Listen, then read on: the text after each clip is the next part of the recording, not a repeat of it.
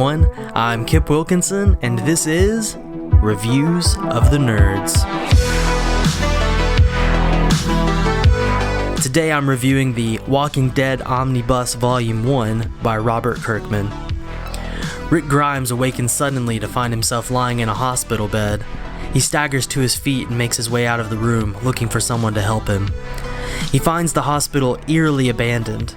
Glass shards lay on the floor, long dark streaks of what appear to be blood stain the walls. He turns a corner and finds the cafeteria boarded up with the words "dead" inside spray painted over the doors. He begins to carefully approach, steadying his breathing, avoiding the debris on the floor, desperately trying not to make a sound as boom! Something slams against the doors, the boards creak against the weight, black decaying hands reach out from the gap between the swinging doors, clawing at the air. As Rick escapes the hospital, he discovers a changed world. An epidemic has overtaken all of creation, causing the dead to rise and eat the living.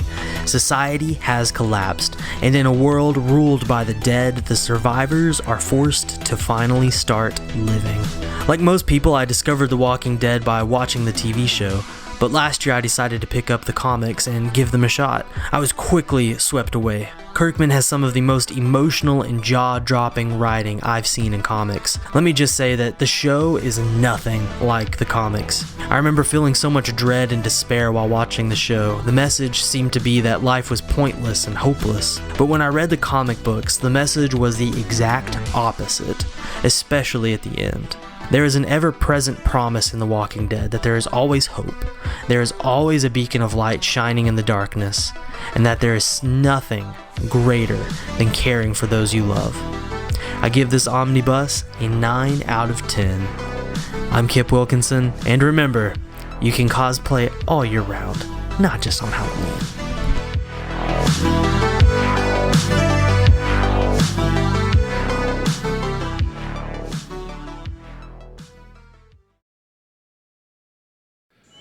Welcome to 2 Minute Fandom. I'm Radio Matt, and today we're going to learn all about the most famous Green Lantern, Hal Jordan, in about 2 minutes. Take a deep breath. Here we go. Hal Jordan, also known as Green Lantern, is a superhero publishing comic books from DC Comics since its creation in 1959 by writer John Broome and artist Gil Kane for Showcase number 22. He was a reinvention of the original Green Lantern character, Alan Scott. A former combat pilot, Hal worked for Ferris Aircraft as a test pilot. Hal was given a ring after discovering a crashed ship and a dying alien named Abin Sur. Hal became the first human to be inducted into the Green Lantern Corps, an intergalactic space force that protected the universe divided into sectors. The ring gives him the ability to fly, to create solid light projections with his mind, and more, and it's powered by the willpower harnessed from the universe. The ring gets its charge from his personal power battery, known as a lantern, which in turn is charged by the central power battery located on the planet Oa in the center of the universe, home to the Guardians of the Universe, a race of nearly immortal short blue creatures who oversee the Corps. He spent years protecting Sector 2814, home to Earth and many other planets. He even had a long stint partnering up with Green Arrow, but during the Reign of Superman series, which occurred after the death of Superman, Jordan was traumatized by the destruction of his hometown, Coast City, and its 7 million inhabitants at the hands of an alien villain named Muggle. In his grief, he attempted to recreate Coast City using his power ring, only to be brought back to Oa to be chastised for using the ring for personal gain. Hal lost control, attacked Oa, absorbed the full power of the central power battery, and badly hurt many of his fellow Lanterns. He then renounced his membership in the Corps and renamed himself Parallax. Parallax Hal would become a key villain for many years, even trying to erase all existence and rewrite it himself. Despite his villainous ways, he has a brief moment of redemption when he sacrifices himself to reignite the sun and save the solar system. After his death, he is chosen to become the new host of the Spectre, God's Hand of Vengeance, whose main purpose is to take the lives of those guilty of taking the lives of others. Eventually, the threat of Parallax returning was hinted at, and in the Green Lantern Rebirth series, we found out that Hal was never Parallax. Parallax was the entity of fear that had been imprisoned in the Green Lantern power battery. Fear is represented by the color yellow, which explained why Green Lantern rings were often powerless against things that were yellow. Parallax took control of Hal after Hal's traumatic experience that overcame him with fear for the first time by literally crawling through his ring. Hal, granted new life to fight this beast, was also granted his position in the Corps back and cleared of all charges, though gaining back the trust he lost would take a while. Hal would go on to battle with and against a whole emotional spectrum of Lanterns and once again earn the title, the Greatest Green Lantern. During the late 2000s and early 2010s, Hal Jordan was one of the most popular DC characters going. However, Jeff Johns ending his 10-year run with the character, combined with the poor reception of his big screen debut by Ryan Reynolds, Green Lantern has shifted lately to being the low man on the Justice League totem pole. But even if he never reaches his former height of popularity again, in brightest day and in blackest night, no evil shall escape his sight. I'm Radio Matt, and this has been 2 Minute Fandom.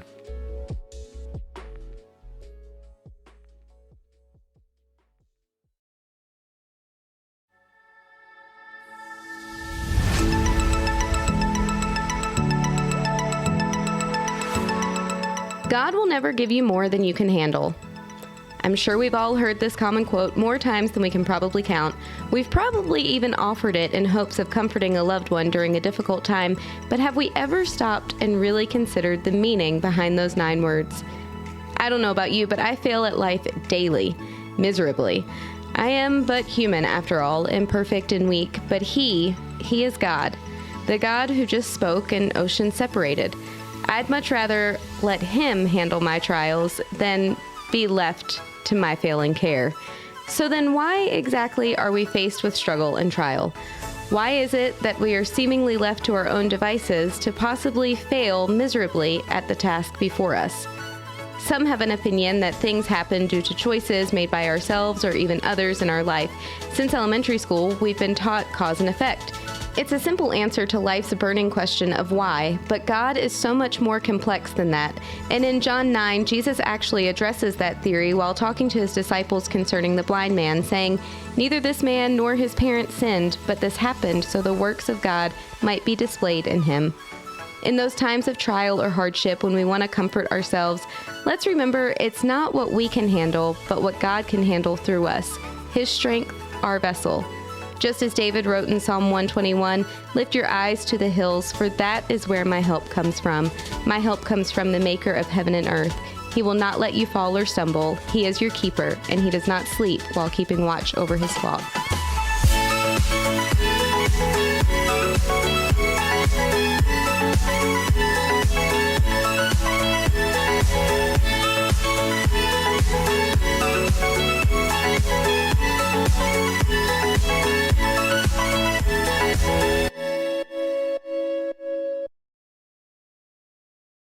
Have you ever been around another person that used a word or phrase that you were absolutely certain you should know, but you didn't? Of course you have. Well, don't worry, nerd, because we've got some great news for you.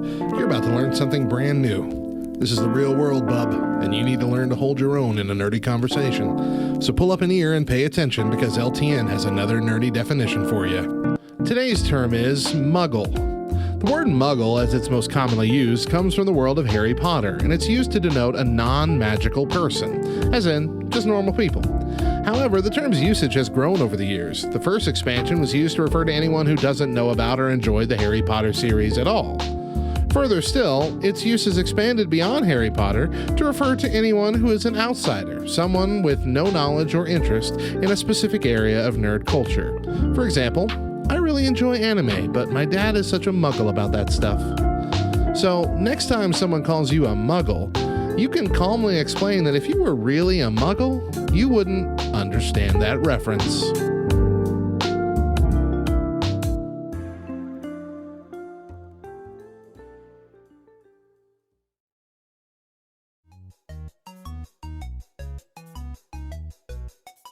Hey everyone, I'm Hector Miray, and this is Faith and Fandom 180 on LTN Radio.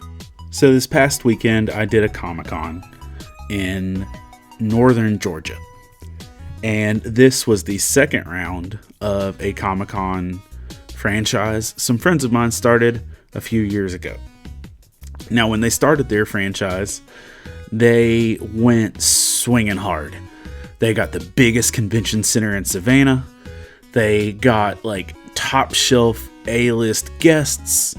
They got nice hotels. They did everything that said, hey, we're kicking the door in and we're coming in fully established. The only problem is the show didn't go well. And I'm not saying this in any criticism. This is from their own discussion with me. The show didn't go well. And it ended up costing their family a very large amount of money. And it was a really, really humbling experience. Now, that was 2019. Fast forward to this weekend, they had their second show. And I'm proud of them for even having a second show. High five, round of applause. And they had their second show, about 40 minutes north of Savannah, inside a tiny convention center that's basically the gym for the county schools. And instead of having like 300 vendors or something, they had 30. And they did a much smaller show on purpose because they realized they tried to start too big their first go round. And literally, y'all, 30 minutes into the smaller show, as an artist vendor, I doubled what I did at their big show in 2019 financially. And what we need to learn is you don't always have to go big to be faithful and to do things right. Zechariah 4:10 says, "Do not despise these small beginnings, for the Lord rejoices to see the work begin, to see the plumb line in Zerubbabel's hand." Y'all, we don't have to start and be fully accomplished with our first steps. God is delighted in us when we start small. Just the simple fact that we're starting and we're taking faithful steps forward. Don't feel like you have to already have arrived. Just start taking some small steps. Remember to catch Faith and Fandom 180 every Wednesday morning on the Back Row Morning Show, only on LTN Radio. And if you'd like to learn more about Faith and Fandom, head over to faithandfandom.org, where you can learn about our Comic-Con ministry, podcasts, memes, apparel, and book series. You can even read new chapters before they make it to the next book. I'm Hector Miray, and thank you for spending the last 180 seconds with me.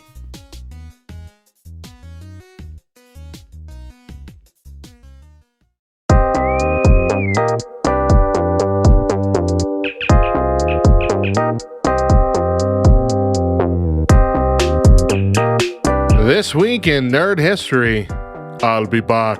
Nerd History. That is just one iconic reference from the smash hit that made Arnold Schwarzenegger a sci-fi legend. The Terminator. Directed by James Cameron, The Terminator was a movie about a cyborg assassin sent back in time from 2029, holy crap, that's just 8 years from now, to 1984 to kill Sarah Connor, who was played by Linda Hamilton, because her unborn son would one day save mankind from extinction by a hostile artificial intelligence in a post-apocalyptic future.